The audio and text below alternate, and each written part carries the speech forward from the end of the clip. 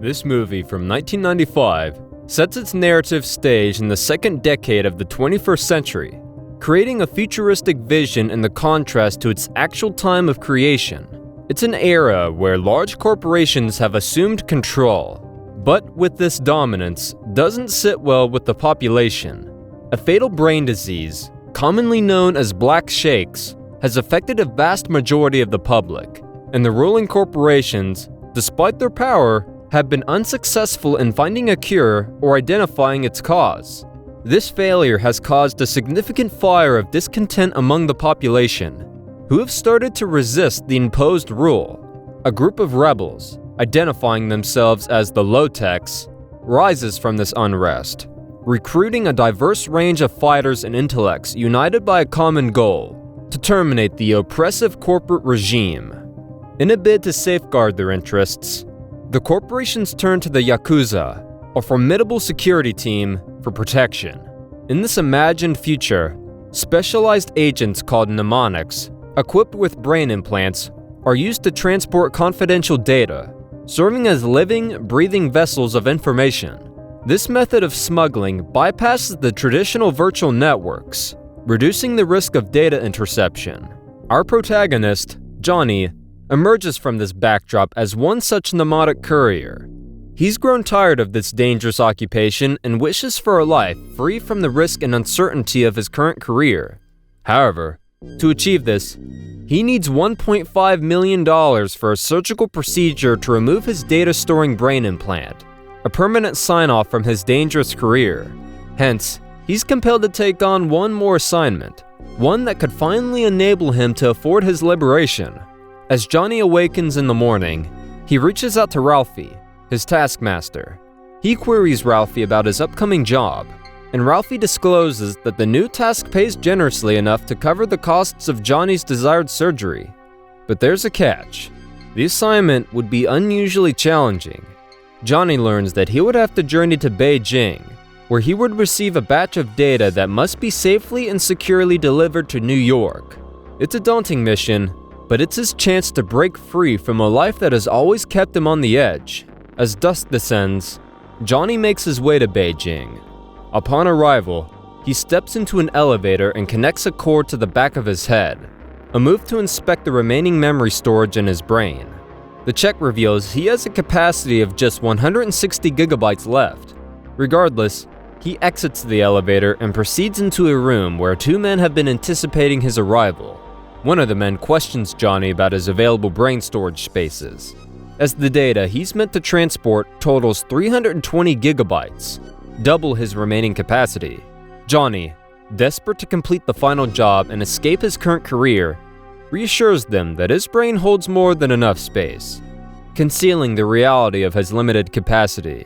Convinced by his assurance, the men strap Johnny into a chair, initiating the transfer of the bulky 320 gigabyte data into his brain. To accommodate this enormous amount of data, Johnny must sacrifice something. His childhood memories are deleted to create the needed room. The process of having such a colossal volume of information flooding into his brain is challenging. He grapples with the overwhelming sensation, but eventually frees himself from the chair, staggering into the bathroom.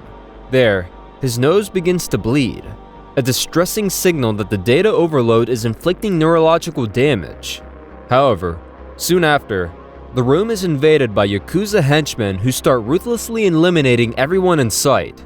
One of them barges into the bathroom, only to be subdued by Johnny. Back in the main room, one of the men who had assisted Johnny in loading the data begins to destroy any traces of the information, underscoring the extreme confidentiality of the data Johnny now holds. His efforts are cut short when a Yakuza man assaults him, severing his hand in the process. In the ensuing commotion, Johnny seizes the opportunity to escape. Back in the room, the beaten man is interrogated by the Yakuza. They demand to know Johnny's destination for the data delivery, and he discloses that Johnny is heading to New York.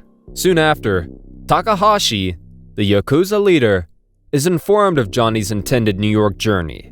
The news incites his rage, and he explosively orders his men to capture Johnny before he can successfully deliver the data.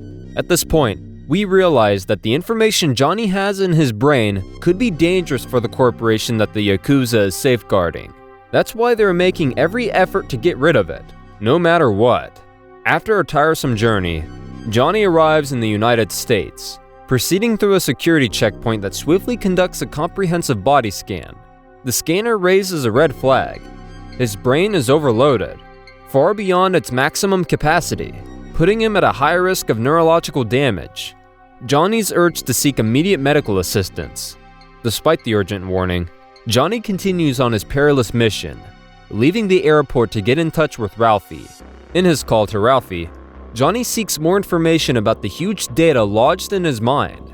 He questions its dangerous nature, but Ralphie dodges his queries, refusing to disclose anything substantial. Instead, Ralphie directs him to a hideout location, assuring Johnny that he'll find help there, assistance that would safeguard him from any permanent neurological damage. Meanwhile, Ralphie finds himself in a club where a woman named Jane, claiming to be a skilled bodyguard, approaches him. She asserts that she's more capable than his current security detail and should be hired. However, Ralphie dismisses her proposition, pointing out her neurological condition as a reason that she's unfit for the job. Simultaneously, Johnny follows Ralphie's direction and finds himself in front of what appears to be an abandoned building. As he steps inside, he's abruptly cornered by two armed men. In this shocking turn of events, it becomes evident that Ralphie has set him up, sending Johnny on a mission that looks more like a death sentence. Recognizing the imminent danger, Johnny retaliates, successfully disarming one of the men.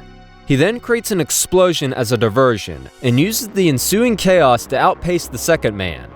However, when this man eventually catches up to Johnny, unexpected help arrives in the form of J-Bone, the leader of the Low-Tech's resistance group. Furious at Ralphie's betrayal, Johnny storms into the club and confronts Ralphie.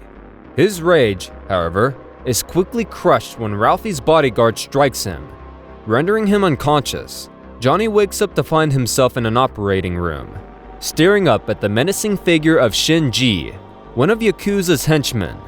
This sudden awakening brings the startling truth into focus. Ralphie has been playing both sides all along, conspiring with Yakuza for personal gain. Johnny's daring mission and life-threatening situation were part of Ralphie's grand scheme to cash in by delivering Johnny and the precious data he carries to the Yakuza. However, Jane, having seen Ralphie's henchman take an unconscious Johnny away, sneaks into the building's air vent system and makes her way stealthily to the operating room. There, Shinji is primed to extract the data from Johnny's brain, and after the operation, plans to murder him. Before Shinji can act, Jane launches herself from the vent, ambushing the room's occupants. She strikes a deal with Johnny, securing a generous payout in exchange for his freedom. Together, they manage to stage a daring escape. In the aftermath, Shinji, believing that Ralphie had a hand in Johnny and Jane's successful escape, kills Ralphie in such a gruesome manner. Shinji and his men don't waste any time, embarking on a determined chase that leads them to a makeshift homeless camp. However, before they can apprehend their targets, they are encircled by J-Bone and his crew. This timely intervention buys Johnny and Jane enough time to escape and make their way to a subway station. There, Johnny starts experiencing a rush of flashbacks linked to the data crammed into his brain. Jane urges him to sit, and he falls into an unconscious state. After several hours, Johnny wakes up, expressing his urgency to Jane. The longer the data stays in his brain, the closer he gets to his death. Their priority now is to find someone capable of safely extracting the mental implant. With this goal in mind, they infiltrate an electronics store.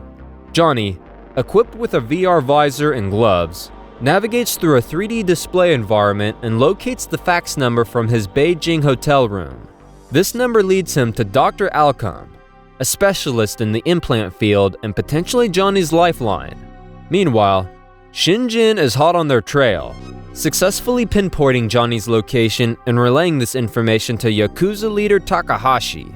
But just as Johnny is searching for Dr. Alcom's location, Shinji's team releases a malicious computer virus. This shuts down Johnny's access, leaving him in a puzzling scenario. In a desperate move, he reaches out to Strike, an operator in Johnny's current data courier sector. Strike informs Johnny that his brain is crammed full of data linked to Pharmacom, a colossal pharmaceutical corporation. But before they can delve any deeper into the information, Strike warns Johnny about the Yakuza's virus and urges him to leave immediately. Just then, Jane spots vehicles surrounding their hideout.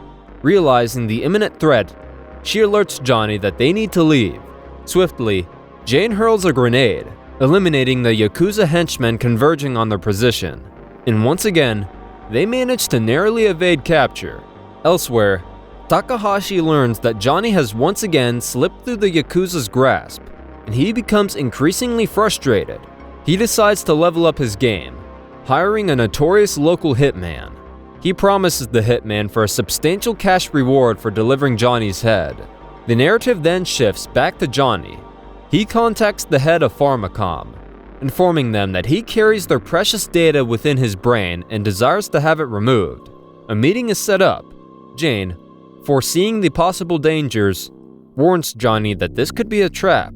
She suggests an alternative, revealing that she knows a man named Spider who could potentially help them. Suddenly, Jane succumbs to a seizure, managing to instruct Johnny to take her to Spider before losing control. Once there, Spider diagnoses Jane with the infamous and widespread disease, the Black Shakes, for which there's currently no cure. Meanwhile, J-Bone's men report the presence of the hitman on the streets. J-Bone instructs them to steer clear, aware of the hitman's dangerous reputation. The hitman reaches the room where Johnny was previously held captive. There, he tortures a janitor for information. In fear, the janitor discloses that Jane was once employed by a doctor named Spider, a known expert in brain implants. Back at Spider's lab, Johnny inquires about Dr. Alcom. Spider offers to take them to the so-called doctor. They arrive at a facility brimming with patients suffering from the Black Shakes. Spider then reveals to Johnny that Dr. Alcom isn't a person, but an emergency code used in hospitals, signaling all doctors to report to their wards in times of crisis. Moving on to the next step, Spider instructs Johnny to lay down and asks for the access code to the data locked inside his brain. Johnny, however, only has 1 out of the required 4 images to unlock the data. Despite the potential risks, Spider proposes a surgical solution. Then, a major plot twist of the film unfolds. Spider reveals to Johnny that he's carrying within his brain the data for the cure of the Black Shakes. The reason corporations and Pharmacom want the data concealed is because they have been profiting from the widespread disease. They will stop at nothing to ensure that the cure remains hidden. Suddenly, their conversation is cut short by the arrival of the hitman at the facility. A violent confrontation ensues, but Spider provides a distraction, allowing Johnny and Jane to make their escape. Determined to keep the meeting with the Pharmacom leader, Johnny gets in touch and confirms their appointment, unaware that he's actually communicating with Takahashi. Feeling the weight of his situation, Johnny breaks down. He confesses to Jane that he is burdened with a responsibility that could save humanity, all while being pursued by relentless killers.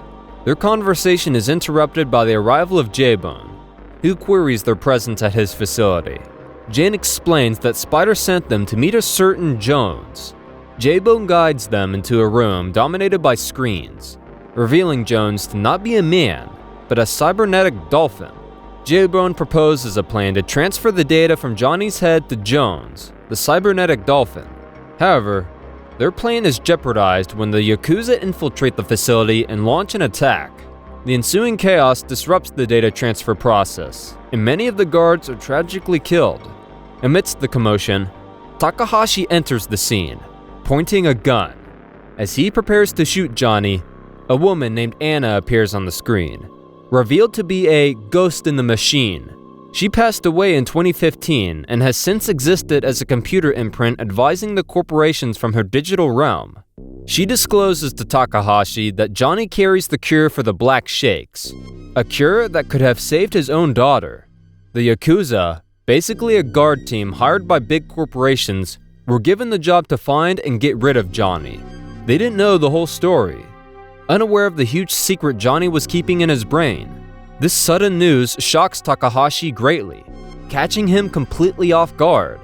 His surprise grows even bigger when he realizes that he, despite being a key player in this harsh chase, didn't know the true importance of what Johnny was carrying. It becomes clear to him that they were not just chasing a man who carries data, but a man who has something that could potentially save many lives. The shock of this fact hits Takahashi hard, making him rethink and change his actions from now on. Unexpectedly, Shinji turns on Takahashi and fires at him, igniting another chaos. Johnny manages to resist and defeat Shinji. He then returns to where Jones, the cyborg dolphin, is housed. There, Takahashi, now enlightened about Johnny's mission, presents him with the remaining images to unlock the data. As the situation intensifies, the hitman seizes Jane and threatens Johnny's life. In a heroic act, Jane manages to electrocute the hitman, freeing herself from his grasp. J-Bone makes his way to them, and Johnny urges him to reconnect with Jones, planning to broadcast the cure worldwide. As Johnny dives back into the data, he encounters a virus implanted by Pharmacom. After successfully neutralizing the virus, he obtains the cure. It's immediately broadcasted across the screens around the globe. As a result of this huge amount of data leaving his brain, Johnny now gets his childhood memories back. The movie concludes with Johnny emerging from the extraction process, successfully broadcasting the cure to the world. The once mighty corporation crumbles as their evil secrets are exposed for all to see. The central message of the movie is clear. Regardless of the time it takes, justice will always prevail over evil. Make sure to subscribe and turn on notifications so you can watch more videos like this. And if you would like to give this a watch for yourself and support the movie, we always link it in the description below to save you the trouble. Thanks for watching.